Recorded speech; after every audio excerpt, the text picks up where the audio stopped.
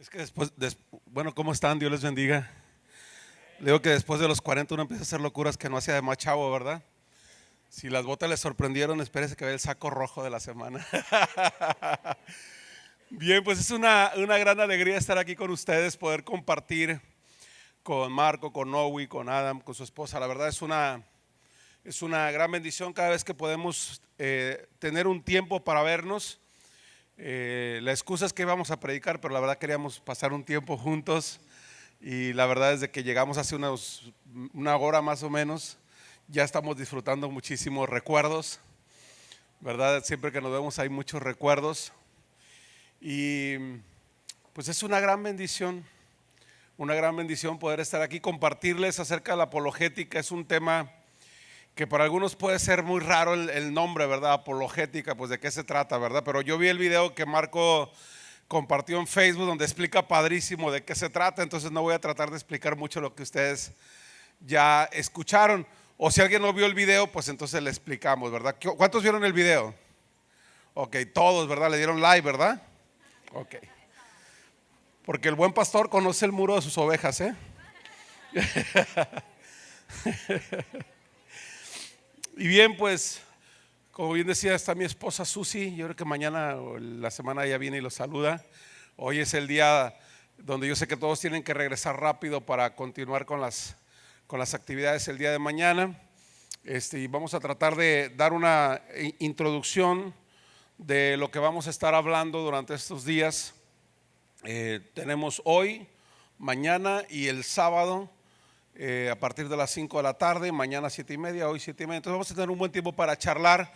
Me gustaría que ustedes con toda honestidad, si tienen alguna pregunta, con toda confianza, traten de sentirse con la libertad para preguntar. Si yo no puedo contestar, pues aquí está Adam, que buenísimo, y si no, acá está Marco también. Pero creo yo que es uno de los temas que como iglesia necesitamos dedicarle tiempo para hablar acerca de cómo podemos explicar nuestra fe a la gente que tiene preguntas acerca de lo que nosotros creemos y por qué lo creemos. Así que vamos a hacer una oración para comenzar y después vamos a introducirnos en el tema. ¿Está bien? Vamos a pedirle al Espíritu Santo que sea Él quien nos ayude abriendo nuestro entendimiento, dándonos sabiduría, porque son temas que en verdad los podemos escuchar, pero necesitamos que el Espíritu Santo los guarde en nuestro corazón, porque aunque parece un tema muy religioso, el tema de la apologética, porque finalmente es conocimiento bíblico, créanlo que tiene mucho que ver con las fortalezas espirituales, porque de que nosotros hagamos una buena defensa de la fe, depende que alguien se vaya al cielo o al infierno. O sea, con lo que nosotros vamos a responder, podemos llevar a alguien a salir de su condición y tener una conexión con Dios, o pasarse toda la eternidad sin Dios porque nosotros no supimos contestarles. Entonces imagínense si no es una batalla que se libra en lo espiritual. Entonces vamos a pedirle a Dios que nos ayude. ¿Está bien? Padre, te damos gracias porque tú eres bueno, eres fiel. Es una bendición, Señor, poder estar aquí en amistad este día con todo el ejército, Señor, que va a estar aquí preparándose para salir a las calles, para compartir con sus amigos y hablar este tema tan trascendente. Espíritu Santo, te pido, Señor, de tu revelación, de tu iluminación y la claridad para exponer las ideas, Señor, que necesitamos, pero también por cada uno de los que van a escuchar, que durante este tiempo su entendimiento sea revolucionado, Señor, su capacidad intelectual sea aumentada, que de una manera sobrenatural, Señor, tú les des la capacidad de poder presentar buenos argumentos en la defensa de la fe, en la explicación de la fe, y que muchas personas puedan tener una conexión contigo por la claridad con la que ellos han de hablar cada uno de estos temas. Padre, te pido de tu ayuda y de tu dirección, Espíritu Santo, para que al terminar este seminario todos podamos presentar una buena defensa de nuestra fe y una buena explicación de la esperanza que tenemos en ti. En el nombre de Jesús, amén. Hay un pasaje bíblico, Primera de Pedro, capítulo 3, versículo 15, dice en la Nueva Traducción Viviente: en cambio, adoren a Cristo como el Señor de sus vidas. Si alguien les pregunta acerca de la esperanza que tienen como creyentes, estén siempre preparados para dar una explicación. Y precisamente eso es lo que vamos a hacer en estos días. Vamos a prepararnos para poder dar buenas explicaciones a los que nos hacen preguntas acerca de nuestra esperanza, acerca de nuestra fe. Y vamos a comenzar con un panorama general, partiendo primero de los objetivos que tenemos durante el curso. Yo quisiera que al finalizar estos 3 días, cada uno de ustedes tenga la capacidad de mantener un diálogo con las personas que tienen una estructura doctrinal diferente, manteniendo siempre el control en la plática.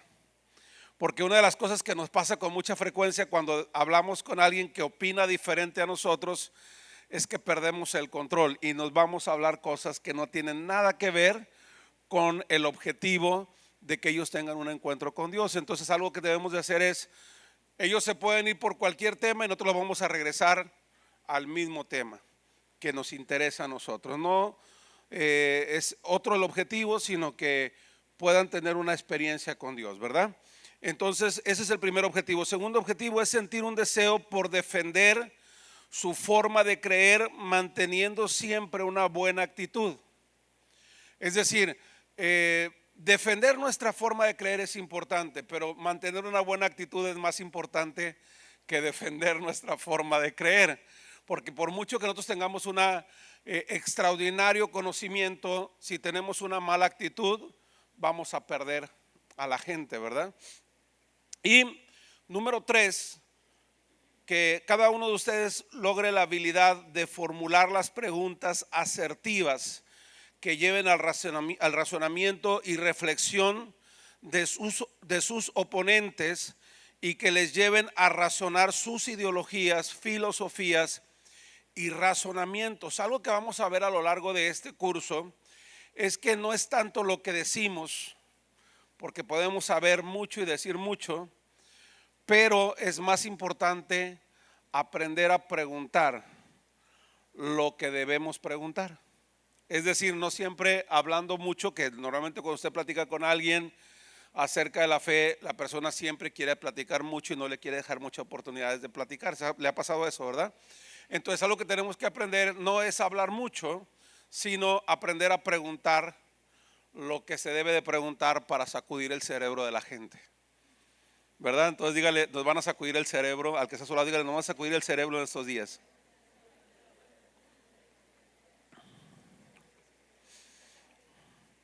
El principal objetivo de este curso es preparar a los discípulos de Jesús para responder a quienes pregunten sobre la esperanza que tenemos en Dios y defender nuestra fe ante las diferentes ideologías, filosofías y teologías contemporáneas. Los temas que abordamos en la apologética van cambiando con los tiempos. Nosotros nos enfrentamos a un tipo no solamente de teología, que de hecho vamos a dedicar mucho a hablar de la teología, pero ahora nosotros enfrentamos otro tipo de desafíos que ni siquiera tiene que ver con la Biblia, pero hay una serie de ideologías y filosofías que sin argumentos bíblicos atacan la fe. Es decir, antes nosotros podíamos decir, bueno, vamos a hablar con un testigo de Jehová y vamos a sacar la Biblia de los dos, nos vamos a dar unos bibliazos y a ver quién da el bibliazo más fuerte, ¿verdad? Pero ¿cómo lo hacemos con aquellos que no creen en la Biblia? Con aquellos que no creen en Dios. También tenemos que persuadirlos de que crean en Dios. Y quizás el último día, así que usted no se pierde el sábado, voy a dar algunos enfoques acerca de cómo podemos, sin tener que demostrar la existencia de Dios, llevar a razonar a las personas en lo irrazonable de sus ideologías. ¿Sí? Otro de los aspectos generales es que es de mucha importancia tener claras las ideas que estamos defendiendo para evitar discusiones innecesarias o infructuosas que pueden desviar la atención de las personas y distraernos de nuestro objetivo. Entonces, siempre debemos direccionarnos a la conversión de los temas que realmente son importantes, principalmente enfocarnos en la necesidad de la salvación. Si usted gana una discusión y la persona no recibe a Cristo, perdió su tiempo. De nada le sirvió. Usted demostró que sabía más que él, pero si no recibió a Cristo, no logró el objetivo. Entonces, algo bien importante debemos tener claro es, nuestro objetivo no es ganar una discusión, nuestro objetivo es que las personas conozcan a Dios. Les voy a poner un ejemplo que a lo mejor va a ayudarnos un poco con esto. Cuando nosotros empezábamos en el ministerio, algunos que ya nos han escuchado saben que comenzamos, nuestro segundo pastorado fue en San Juan de los Lagos. Y el primero que se convirtió fue el músico de la catedral. Él tocaba 12 misas diarias. Y entonces él tiene un encuentro con Dios y el ataque frontal contra él era muy fuerte, muy fuerte, pues toda la gente del pueblo lo conocía. Aparte de ser el músico, era uno de los principales líderes carismáticos de la ciudad. Dirigía encuentros con 25,000, 30,000 personas. Y de repente pues resulta que es cristiano. Entonces ustedes se imaginarán cómo lo trataban a él en el rechazo por ser cristiano. Y llegó al punto donde él no le importaba que la gente recibiera a Jesús. Lo que más le importaba era ganar la discusión. Entonces no se trata de ganar una discusión, eso es muy importante. Entonces nuestro objetivo es que la gente logre conocer a Dios. Entonces consideremos que para nosotros es un honor conocer a Jesucristo como nuestro Salvador, pero tener un enfoque correcto de las enseñanzas de Jesús y tratemos a los demás con misericordia, aquellos que no tienen el privilegio que nosotros por su gracia hemos alcanzado. Eso nos pasa mucho a los cristianos. Conocemos a Dios y wow, qué padre. Y tratamos a los demás, cuando hablamos de las diferencias, de la diferente forma de creer, los tratamos como sin amor, sin misericordia. Decimos, ¿cómo es posible que sigan creyendo esas cosas? Bueno, nosotros las creímos por mucho tiempo. Entonces debemos de estar conscientes que en la medida de lo posible debemos evitar ofender a las personas con nuestras actitudes. Le estoy dando los principios generales, ¿verdad? Nuestro objetivo y nuestros principios generales. No se trata de lastimar a las personas. Debemos de hacer todo lo posible por evitar que se ofendan por nuestra actitud. Si se ofenden por lo que le decimos, no hay problema. Si se ofenden por nuestra actitud, sí hay un problema. Porque cuando nosotros defendemos la fe, van a pasar dos cosas si hacemos las cosas bien. Van a recibir a Cristo o se van a enojar con nosotros. Si no logramos una de las dos cosas, no hicimos bien lo que teníamos que hacer. Eso dijo Spurgeon a sus estudiantes, ¿verdad? Si no se convierten o no se enojan, algo hicimos mal. Si se convierten o se enojan, hicimos las cosas bien. Pero que el enojo no sea por nuestra mala actitud, que sea por las verdades que pueden causar un efecto en sus vidas. Entonces, no nos olvidemos que en ocasiones es inevitable que la verdad ofenda a quien ama la mentira o prefiere vivir en la mentira por ser aceptados socialmente. Sabe que mucha gente no cree o no acepta a Jesús no porque no crea, sino porque no quiere sentirse rechazado. Esa es la realidad de muchos. En la Biblia lo encontramos, dice que muchos creían en Jesús, pero no lo manifestaban públicamente por evitar ser rechazados por los demás, y más cuando vivían esa época de persecución los cristianos, pues era mucho más complicado, ¿no? Entonces, dentro de esta realidad es que uno de los grandes retos de la iglesia es defender la fe ante las corrientes teológicas e ideológicas contemporáneas. Como les decía, vamos a hablar acerca de algunas corrientes teológicas, pero tenemos que tener claro que nuestro gran reto hoy como iglesia no es solamente un debate teológico, es un debate ideológico, con filosofías que han venido acarreándose por años, no son nuevas, eso es bueno saberlo. Todas esas ideologías, todas esas filosofías tienen años existiendo y cada cierto tiempo toman auge, y la iglesia debe de estar preparada para responder a eso, ¿no? Entonces, algo muy importante es que normalmente todas las ideologías y filosofías que se presentan parten de una verdad a medias, ¿verdad? No sé si ustedes escucharon hace unos días en una de las entrevistas que le hicieron a nuestra futura secretaria de Gobernación del nuevo gobierno acerca del aborto. Y ella dice en su declaración: bueno, es que yo no estoy a favor de que se cometa el aborto. Dice, yo lo que estoy en contra es de que metan a las mujeres que abortan por 30 años a la cárcel. Esa fue su declaración. Y entonces toda la gente que estaba escuchándole le comenzó a aplaudir. ¿Y sabe por qué le aplaudieron? Porque ella estaba diciendo una cosa que parecía con sentido. O sea, yo no estoy en contra del aborto. Yo lo que estoy en contra es que haya mujeres en la cárcel durante 30 años por haber abortado. Y entonces alguien dice, oye, sí es cierto, es mucho 30 años. Ok, entonces yo voy a tratar de parafrasearles como yo entendí lo que ella está diciendo.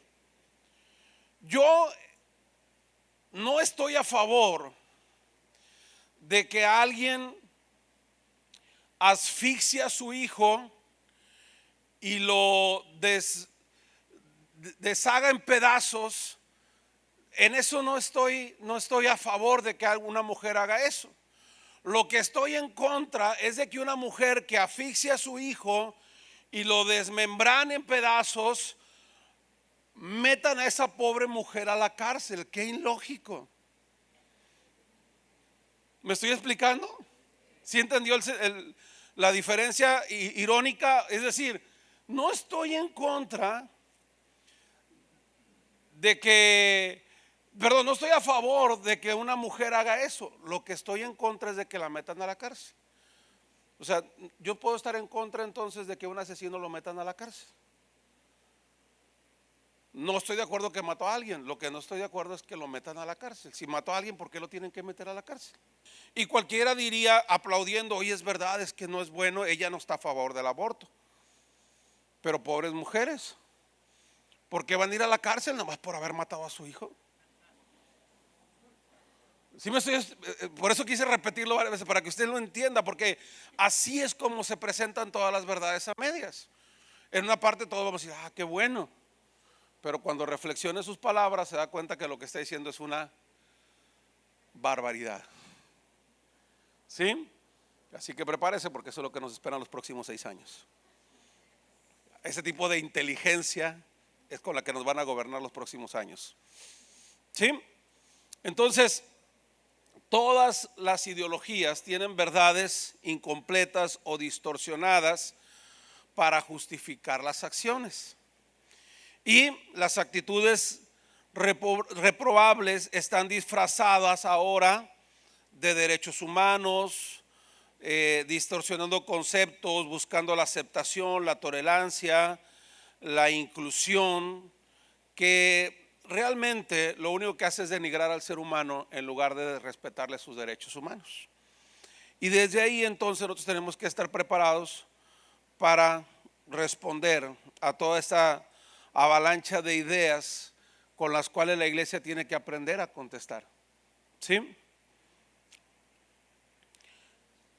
Algunos aspectos muy importantes. Y antes les voy a contar un chiste de apologética. ¿Está bien? Ok. Resulta que llega una persona a tocar la casa de un hermano y el hermano pregunta, ¿quién es? Y le contestan, somos los testigos de Jehová. Y le dice, ¿y qué quieren? Le dice, queremos platicar. Y le dice, ¿y cuántos son? No, pues somos 3. Pues platiquen entre ustedes. Eso es lo que normalmente hacemos los cristianos cuando llega un testigo de Jehová, ¿verdad? No hablen, que no sepan que sí estamos, porque ahí tiene una buena forma de quitárselos de encima. Pregúnteles cuántos son y que platiquen entre ellos. Voy a seguir hablando de algunos principios porque quiero poner la base el día de hoy, ¿sí? Algunos principios generales. Aprender a escuchar antes de argumentar es muy importante. Aprender a escuchar. ¿A cuánto les gusta escuchar? Híjole, yo no creo que sean tantos, la verdad. Normalmente la gran mayoría no sabemos escuchar.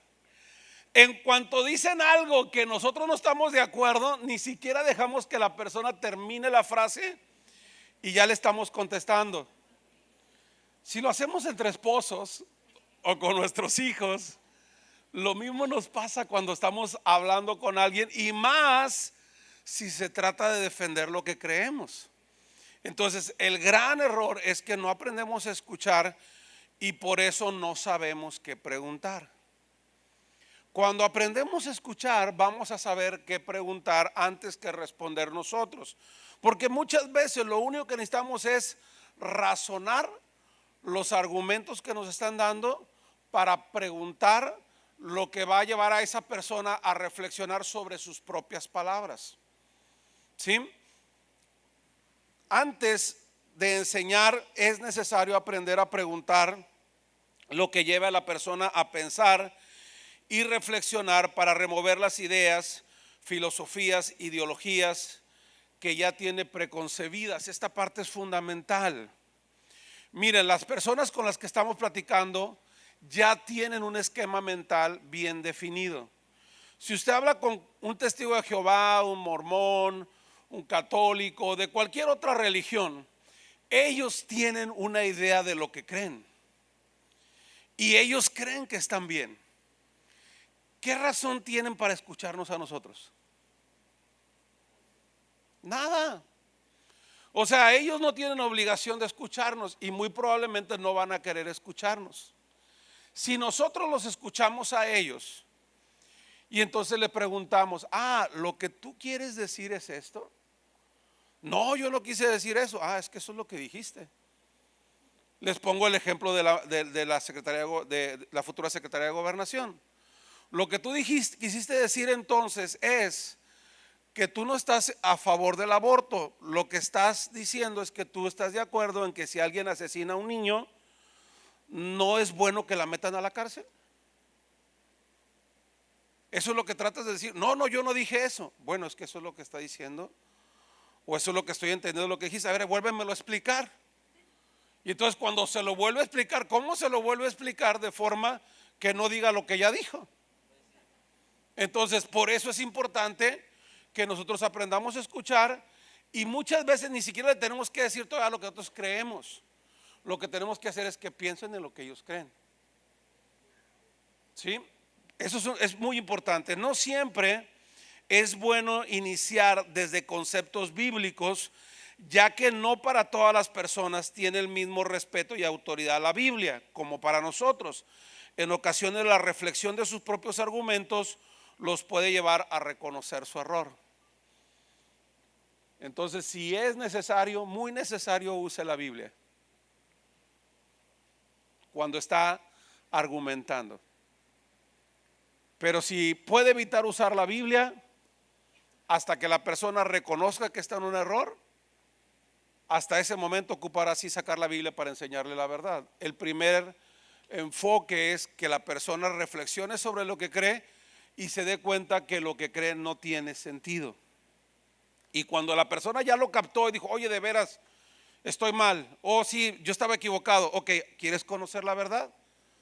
Ahora sí le hablamos el evangelio, porque lo primero es que la persona llegue a la conclusión si su forma de pensar tiene sentido. Entonces, partir de que podemos encontrar dos reacciones de las personas: la aceptación de la verdad o el rechazo de nuestra persona. En los dos casos se pueden presentar, y eso indica que hicimos bien el trabajo. Ya lo expliqué hace un momento, ¿no? Entonces, conocer bien la estructura de pensamiento de las personas puede ser el mejor recurso para lograr una transformación en la renovación del entendimiento de las personas. Eso es lo que vamos a hacer durante ese seminario. Vamos a tratar de entender lo que ellos creen. Si usted dice, ¿y qué creen los testigos de Jehová? ¿Y qué creen los mormones? ¿Y qué creen los católicos? Muchas veces no sabemos lo que creen. Entonces nosotros queremos que nos escuchen lo que nosotros creemos y no sabemos lo que ellos creen. Algo muy importante es que nosotros sepamos entonces qué es lo que ellos creen, por qué piensan así, por qué actúan de esa manera. Por ejemplo, no sé si se ha preguntado cómo le hacen los testigos de Jehová para salir tantos días a la calle a andar proclamando, o ahora lo que es más, el método más contemporáneo es ponerse en un crucero con un stand ofreciéndole la venta de sus revistas. ¿Qué los motiva a hacer eso? ¿Por qué si nosotros le decimos a ustedes, hermanos, vamos a irnos todos el domingo aquí a los cruceros de Manzanillo y vamos a poner un stand y vamos a vender Biblias? La verdad es que la gran mayoría no lo haría. Entonces se pregunta, ¿por qué ellos lo hacen? Y alguien diría, no, es que son muy apasionados por Dios. No, están chambeándole para ganarse la salvación. Pero como usted ya la tiene ganada, entonces dice, no, yo para qué voy a vender Biblias si ya me gané el cielo. Él no, le va a vender los libros para ganarse el cielo. Entonces por eso sí va. ¿Me estoy explicando? Entonces conocer lo que ellos piensan nos ayuda a entender muchas veces más lo que ellos están haciendo. Derribar argumentos que se han convertido en fortalezas espirituales que gobiernan su conducta o la conducta de las personas no es una sola lucha o confrontación de ideas, es una guerra espiritual por la salvación de las personas. No le debemos dar armas a nuestro adversario por nuestra conducta o actitudes no adecuadas de un discípulo de Cristo. Esto es fundamental. Quiere lograr el objetivo, tenga buenas actitudes aun cuando está debatiendo, aun cuando está confrontando ideas. ¿Sí? Porque si usted no tiene una buena actitud, la persona tampoco va a tener una buena actitud y no le interesa escucharlo. Si nuestras actitudes nos cierran las puertas, no fue el diablo. Nosotros le dimos ventaja al enemigo por nuestra falta de carácter. Cada vez que vamos a hablar de una persona, yo tengo que dar buen testimonio mientras estoy compartiendo. Así me diga lo que me diga, yo tengo que guardar una buena actitud. Dios me ha dado ciertos entrenamientos particulares en esta área, ¿verdad? De confrontar ideas. Por ejemplo, en una ocasión tuve la oportunidad de estar dentro del salón parroquial de la iglesia de San Juan Bautista en San Juan de los Lagos, con 7 sacerdotes, un maestro de apologética, 1000 personas que estaban como ustedes siendo vacunados, decían ellos, para defender su fe. Y yo era el único cristiano con un grupito de 5 o 6 hermanos, no, ni 5 hermanos de la iglesia que me habían acompañado ese día, para tener un debate público acerca de la fe. Y en verdad Dios trajo ahí mucho entendimiento que ustedes van a escuchar en los próximos días que no sabía. Pero lo que hizo perder a mi contrincante en ese momento, que era un maestro de apologética traído del Ecuador específicamente para enseñarles con la Biblia que sus doctrinas eran correctas, lo que me hizo lograr, o lo que nos ayudó a lograr el objetivo, fue que él siempre tuvo una mala actitud. Siempre dio mal ejemplo. Y la gente que había ido a escucharlo, cuando se fueron desilusionados del auditorio, no puedo repetir todas las cosas que le dijeron, pero lo ofendieron de una manera horrible a él y a los otros 7 sacerdotes que estaban ahí por sus malas actitudes. Entonces, algo muy importante es que nosotros partamos de eso. ¿Está bien? ¿Está claro? Ok. Miren, tengo una serie de características de lo que es una secta, porque eso es muy importante, que nosotros sepamos que hemos escuchado mucho la palabra secta, y decimos, bueno, ¿qué son nosotros? Porque dicen que nosotros somos una secta y de repente escuchamos que dicen esa es una secta. Y podríamos dar una definición, pero son 20 características que no las voy a leer, pero ustedes van a poder tener acceso al archivo electrónico o al archivo impreso para que las puedan tener disponibles, ¿verdad? Lo importante es que están ahí y ustedes las pueden revisar en el manual que escribí para este seminario. Pero vamos a ir al punto número 4 de esta charla, y se llama teología básica. Para poder hablar de apologética tengo que definir algunas cuestiones teológicas fundamentales que constantemente se van a estar confrontando con diferentes grupos. Es decir, la mayoría de los grupos que no creen como nosotros, su gran conflicto parte de entender esta teología básica. Entonces, la apologética en teología y literatura consiste en la defensa de la fe conforme a la posición o punto de vista. La palabra apologética proviene del griego apología, que significa la posición de defensa militar contra un ataque. Entonces, ¿qué estamos haciendo hoy? Pero como militares, como guerreros de Dios, ¿verdad? Entonces, en realidad, la necesidad de tener un entrenamiento específico para defender la fe es fundamental. Entonces, hay cosas que nosotros mismos debemos tener súper claras acerca de Dios. Si tenemos estas ideas muy claras, muchas veces cuando dialoguemos con algunas personas acerca de nuestra forma de creer, va a ser muy fácil poder salir adelante en una discusión o en una confrontación, pero con argumentos muy sólidos. Entonces, este cuadro, no sé quién me lo podría explicar.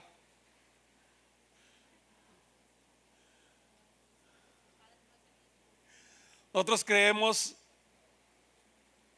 que tenemos un solo Dios, pero ese solo Dios está compuesto por 3 personas.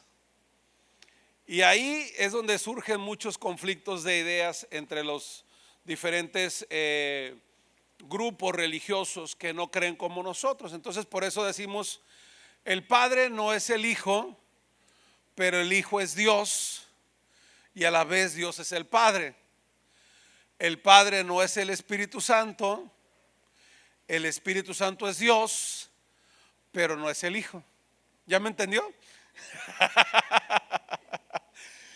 ¿Verdad que está fácil? Yo no sé por qué no lo pueden entender la gente. Cuando hablamos de explicar la Trinidad, muchos dicen, no, es que eso es un misterio. No, no es un misterio. Está claro. En la Biblia está claro que Dios es uno, pero que hay 3 elementos que componen una unidad, es decir, es una unidad compuesta. Y cuando entendemos eso, entonces va a ser más fácil poder explicar las dudas que a las personas les surgen. Pero la gran mayoría que tiene conflictos para entender esto es porque hablan de un triteísmo, es decir, Dios se constituye de 3 dioses. Y entonces esto choca en la mente de las personas. ¿Cómo puede haber un Dios que a la vez está compuesto por 3 dioses? Y entonces algo muy importante es entender que la esencia de Dios es una, ¿sí? Y la misma esencia es la que tiene el Padre, el Hijo y el Espíritu Santo. 3 personas distintas, pero con una relación entre ellos tan estrecha que es imposible de separar o de dividir. Si uno de ellos tres no está o no existiera, entonces Dios deja de ser. Entonces, ¿qué es lo que tendríamos que entender acerca de este concepto? Y vamos a ir viéndolo en unos momentos más a través de la palabra. ¿Quién de los tres tiene más autoridad?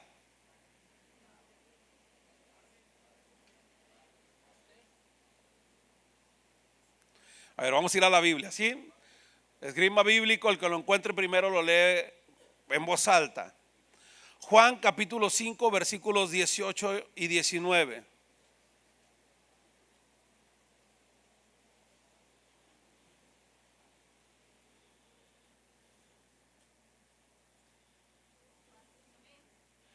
Juan 5, 18 y 19.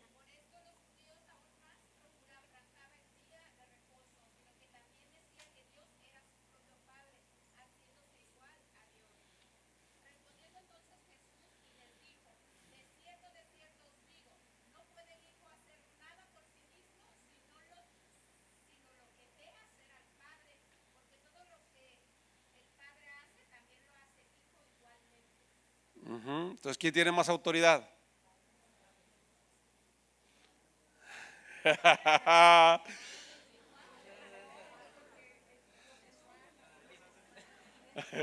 El Hijo, el Padre, el Espíritu Santo, ya los tres ahí, ni mencionamos al Espíritu Santo, y algunos está diciendo que el Espíritu Santo, ¿verdad? ¿Qué dice la Biblia? Es bien importante ir a lo que dice la Biblia. Nosotros ya tenemos una idea preconcebida, todos tenemos una idea, ¿sí? Pero cuando empezamos a reflexionar la Biblia, puede ser que nuestras ideas no estén tan acertadas. Entonces, en autoridad, ¿quién de los tres tiene más autoridad?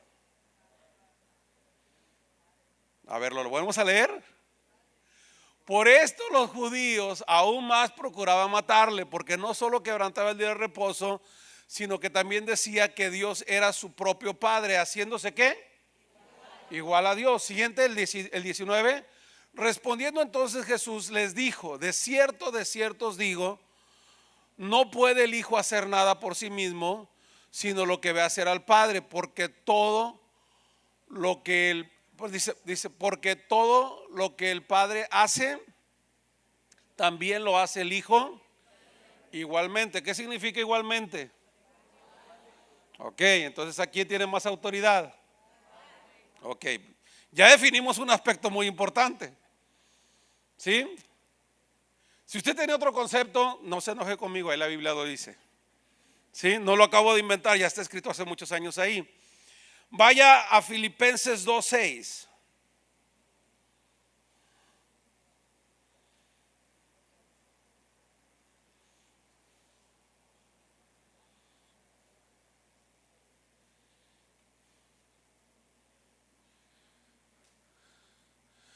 Está hablando de Jesús y que dice: el cual siendo en forma de Dios no estimó el ser ¿qué? Igual a Dios como cosa a que aferrarse. Entonces, en nivel de autoridad, los tres son iguales. Y eso la Biblia lo deja muy claro. ¿En qué son diferentes? Porque luego dice, pero la Biblia dice que Jesús obedecía al Padre. Ok, es que tanto el Hijo como el Espíritu Santo están subordinados al Padre en funciones, no en nivel de autoridad. Es decir, los tres son iguales, pero hacen funciones diferentes. Y en las diferentes funciones que cada uno le corresponde hacer, el Hijo y el Espíritu Santo voluntariamente se subordinan al Padre para poder ejecutar algunas funciones. Vamos ahora a buscar Juan 5:19.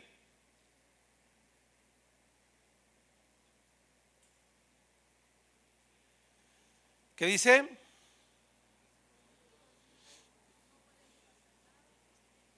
A ver, en voz alta todos, acá lo tenemos en la pantalla.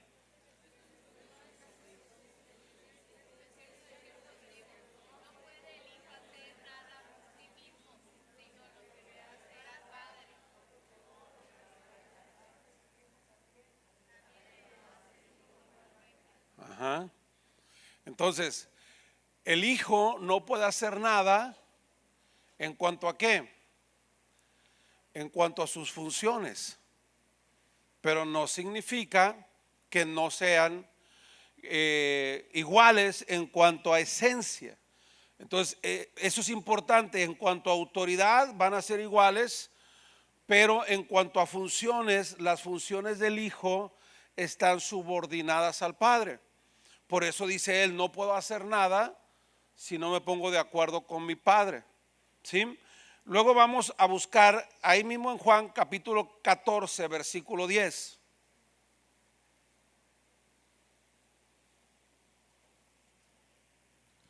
Dice, ¿no crees que yo soy en el Padre y el Padre en mí? Las palabras que yo hablo no las hablo por mi propia cuenta, sino que el Padre que mora en mí, Él hace las obras. Entonces, ¿de qué está hablando? Acciones, ¿verdad? Él hace las obras. Entonces, en cuanto a funciones, en cuanto a acciones, el Padre y el Hijo, el Hijo y el Espíritu Santo están subordinados al Padre por las acciones que tienen que realizar, mas no en cuanto a autoridad como personas. Vamos a verlo de esta forma. En el inicio del trato de Dios con el hombre, ¿quién era quien se relacionaba con el hombre? ¿El Padre, el Hijo o el Espíritu Santo? El Padre, ¿verdad? Todo lo que leemos acerca de Jehová en el Antiguo Testamento se refiere a quién? Al Padre. En ese momento la función directa con el ser humano la realizaba el Padre, y el Hijo y el Espíritu Santo colaboraban con él. Cuando Cristo viene a la tierra, entonces quien tiene el trato directo con el hombre, ¿quién es? Es Cristo, y el Padre y el Espíritu Santo colaboran con él.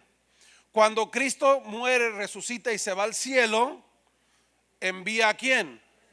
Al Espíritu Santo. Entonces, quien tiene ahora el trato directo con el ser humano es el Espíritu Santo. Entendemos que hay diferencia de funciones, pero no diferencia de autoridad, no diferencia en cuanto a la esencia de cada uno de ellos. Entonces, desde esa perspectiva, Padre, Hijo y Espíritu Santo son uno solo, son tres personas distintas. El Hijo y el Espíritu Santo deciden voluntariamente subordinarse al Padre para realizar algunas funciones. Entonces, ¿por qué algunas personas creen que el Hijo no es Dios? Vayamos a Juan capítulo 1, versículo 18.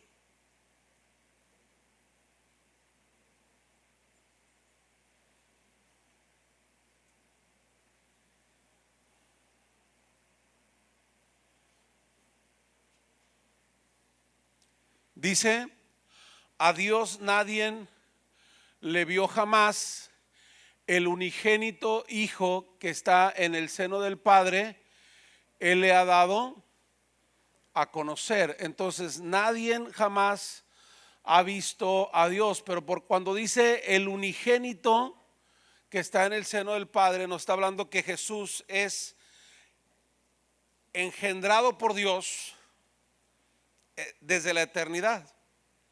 Y para algunos eso entra un conflicto, porque dicen, entonces, si el Hijo fue engendrado de parte del Padre, entonces no es eterno, porque algo que es eterno no tiene principio ni tiene fin.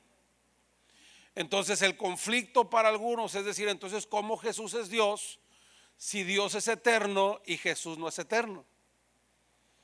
Pero dice textualmente que el unigénito Hijo que está en el seno del Padre, Él le ha dado a conocer. Entonces, ¿cuándo fue engendrado el Hijo?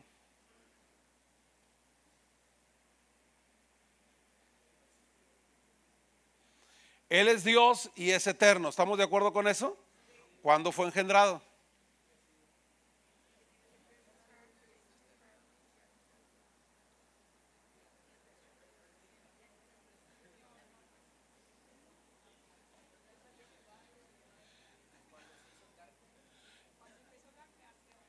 No, a ver, aquí está por algo es el pastor, ¿verdad? ¿Cuándo fue engendrado? Por el Espíritu Santo fue engendrado en María. Entonces, Él es eterno y Él es Dios eterno. Cuando dice que fue engendrado por Dios, fue porque María fue escogida por Dios y fue el recipiente donde el Espíritu Santo engendró al Hijo.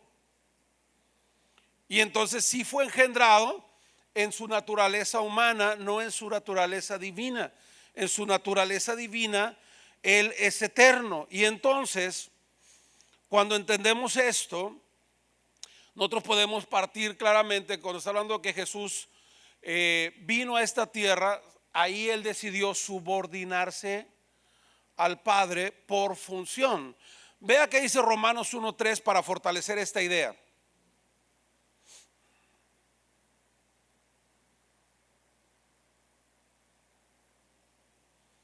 Romanos 1:3, acerca de su Hijo nuestro Señor Jesucristo, que era del linaje de David, ¿según qué? Entonces era del linaje de David según la carne, es decir, cuando fue engendrado del linaje de David. Sí.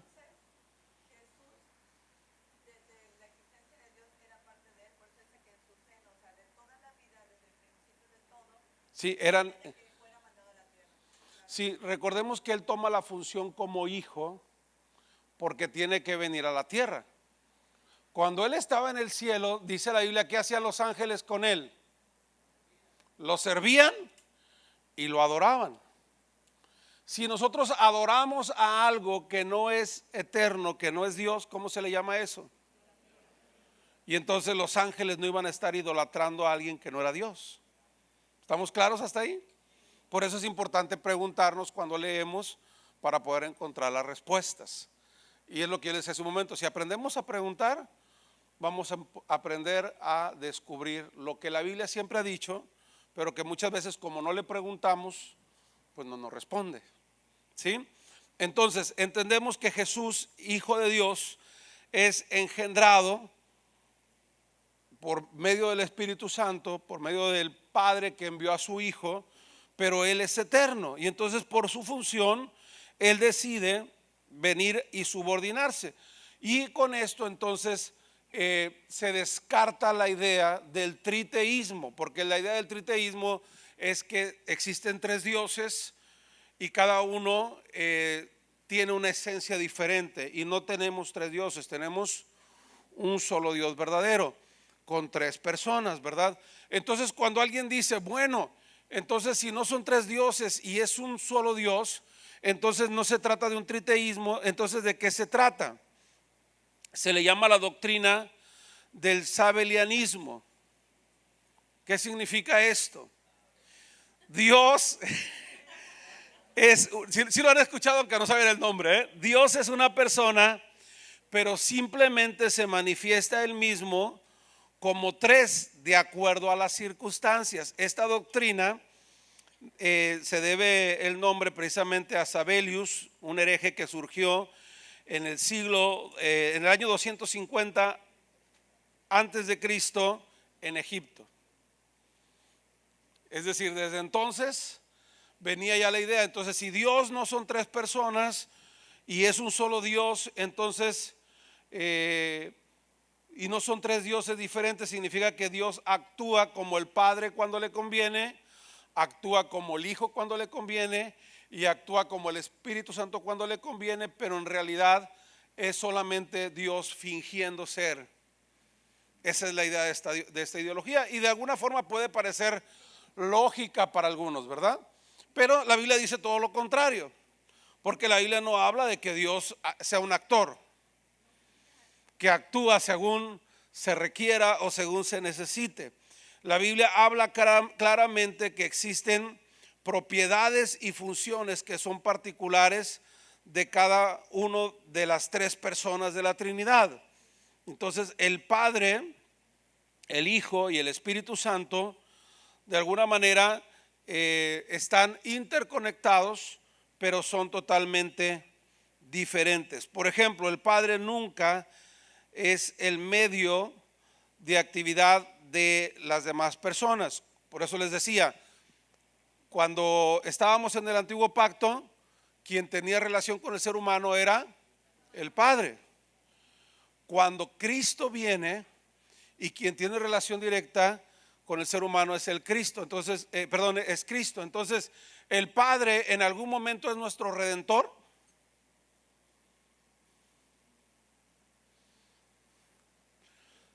Me gusta cuando hacen caras de sorpresa con las preguntas, ¿verdad? Dios es nuestro redentor, Dios Padre.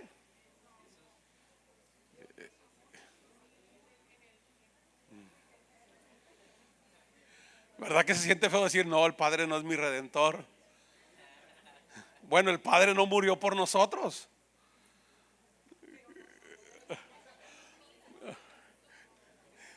Sí, a ver, denme sus argumentos. Dice, pero nos amó. Sí, Cristo también nos amó.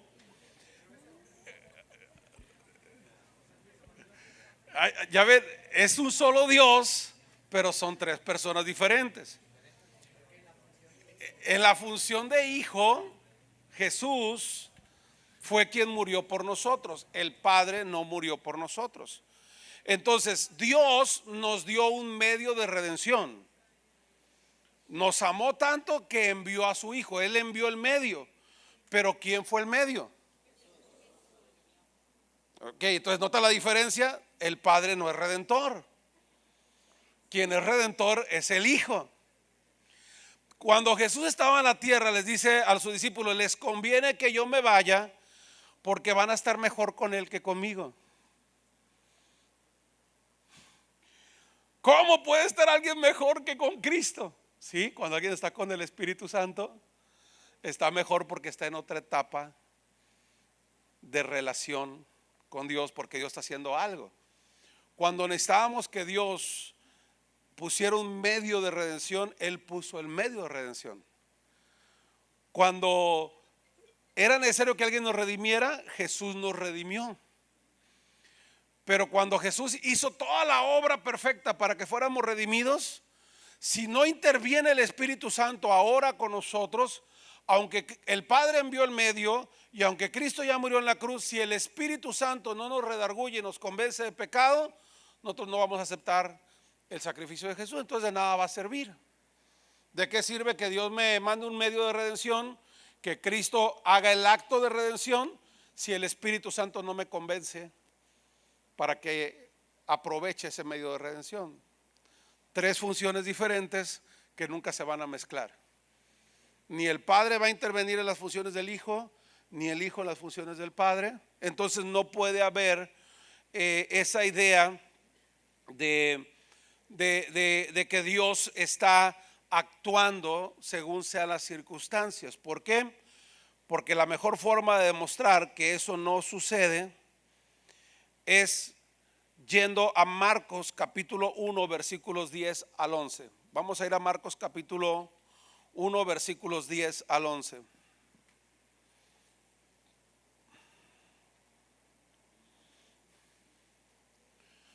Vamos a demostrar con este pasaje bíblico que no son tres, no es una persona actuando como tres distintas. ¿Estamos de acuerdo? ¿Sí? ¿Qué dice Marcos?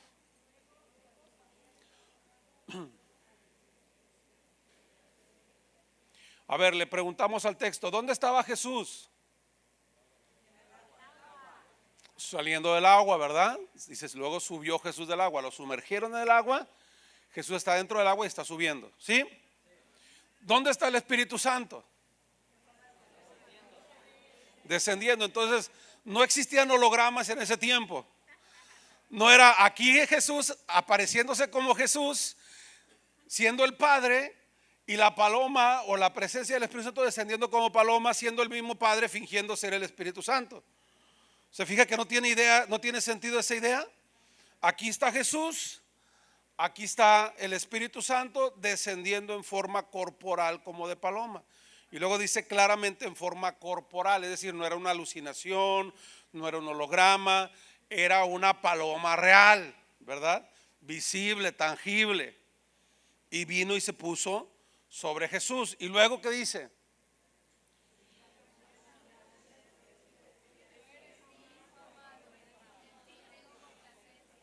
Entonces, ¿dónde estaba el Padre? En el cielo. Jesús en el agua y el Espíritu Santo descendiendo. ¿Cómo puede alguien actuar siendo la misma persona con tres figuras diferentes, con tres funciones diferentes? Eso es imposible. Entonces la respuesta es: Jesús es el Hijo, el Padre y el Espíritu Santo no son la misma persona, porque no se podrían manifestar los tres al mismo tiempo. ¿Sí? Y entonces la gente, cuando entendemos esto, vamos a poder disipar cualquier implicación. ¿Por qué les explico esto? Siempre que vamos a hablar con alguien acerca de la fe, las personas hacen declaraciones. Nosotros hacemos declaraciones. Toda declaración que hagamos va a tener una implicación. ¿Sí? Y la implicación no puede contradecir los fundamentos de la fe. Eso significa que toda declaración que yo haga tiene un efecto. El efecto de mi declaración tiene que ser tan real y tan sustentable como la declaración misma.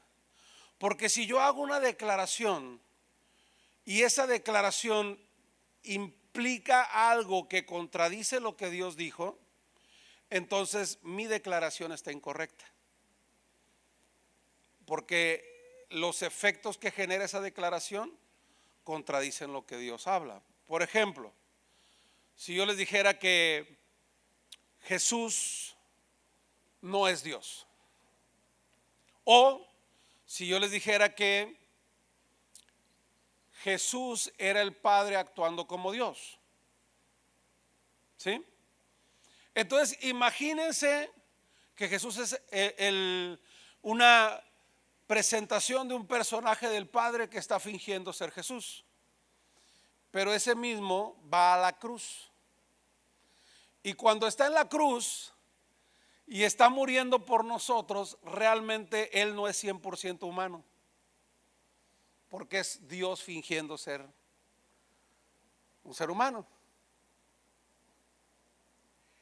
Entonces, un sacrificio que no tuvo dolor, que no tuvo sangre realmente como la nuestra, ¿podría servir para perdonar los pecados?